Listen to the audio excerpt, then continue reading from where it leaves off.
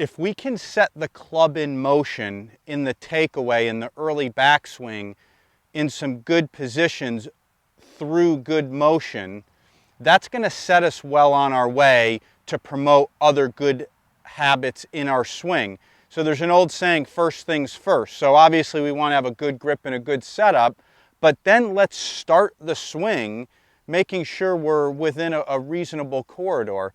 So for example, once we get set up, as we start to take the club back, the takeaway really should be initiated with your core and your rib cage and your pelvis. So the body starts to turn and then the arms start to swing and the club starts to swing. And a really good checkpoint for us in the takeaway is that as we swing back and the club reaches this point where it's parallel to the ground, we want to see the left shoulder, the elbow, the wrist, and the club shaft and the club head all in line approximately on our toe line. That's a position we see many world-class players achieve. And the reason that that's so good is it helps to promote a good swing plane, and it helps to promote a good backswing as we continue to turn. So what are some key checkpoints? Again, as we go back, everything should be lined up approximately on the toe line. Then as we continue to turn and swing, and the left arm is now parallel to the ground, the back of our left wrist should be reasonably flat. The club shaft should have a reasonable amount of verticalness, okay? And the arms are in front of our chest.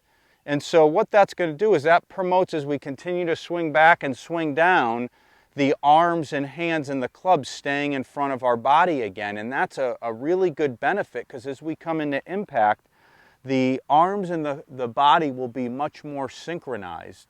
So let's get the swing started with some good patterns. Again, that promotes a good swing plane and a really good downswing. And so, again, on the toe line, everything lines up. Set the club a little more vertical with the wrist flat, turn to the top. And then as we come down, that left wrist should be reasonably flat, the arms in front. And now you're going to notice the club shaft is actually on a flatter angle than it was going back.